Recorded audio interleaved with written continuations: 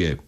Hi, Nigel. How are you doing? Doing all right, but I must admit, Good-o. every time I see Matt Hancock or George Eustace, I'm losing respect for them, Sean. Didn't you beforehand? Well, Anyway, no, I think there are one or two competent people there, but most of them I see just purely as career politicians, and that's why they will try and shift the blame, because saving their jobs is all that really matters to them, Sean. Okay, well, look, my own personal view, is the failure is mainly due to a combination of a lack of importance given to the pandemic and the consequences thereof that will happen after it arrives. Now, we've lost a lot of people. On the news earlier, it said there are 50,000 more deaths than excess deaths, average this time in any other year. Yep. So we can or cannot believe the fact there are 35,000 COVID-19 deaths. Personally, I believe it's a lot more. Regards to hindsight, well, we can all, play on that one, can't we? Hindsight's a wonderful thing, so they say. Personally, I don't think it is a wonderful thing. I think it's an awful thing, because it just goes to show the failures that we've inherited because of the lack of hindsight.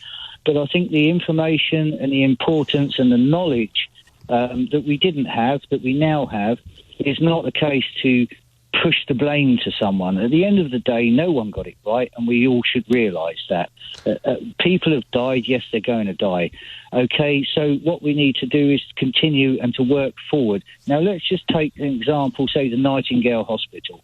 Okay, prior to this pandemic, we had a lack of beds in hospital. So what happens at the end of the day? Do we close the Nightingale down after spending all that money, or do we keep it open to ease the pressure on the NHS for future illnesses, or maybe Well, I think, to be honest with you, Sean, such is the backlog, with over 50% of people needing, coronary examinations not having been seen. Such is the backlog that I think they could prove to be very, very useful. Could prove to be very useful in the time to come. Sean, I was accused of being too anti-government from the start, and my real big beef from day one with all of this was that we were allowing flights to come in from Italy, then New York, China, you name it. We were importing the virus into our country without lifting a finger to test anybody, to isolate anybody, to quarantine anybody. And Sean, I think I was right to say that.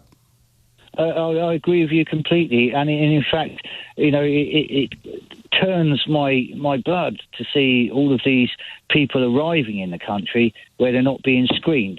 They're just being let out, if you like, or allowed to land. You've been doing this thing going down to Dover and seeing boatloads of immigrants come in. There is a way we can stop them, and there is a way we can control our borders. We don't do it.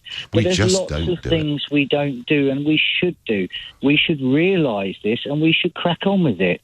I'm just absolutely amazed that we can have, a thing called a government which is so powerful and so influential, and yet we can't trust them. It doesn't matter who it is, whether it's left wing, right wing, middle of the road. It doesn't matter who it is. The people cannot trust them because they don't act on what we want them to act upon. If they were straight with us, we might. Thank you.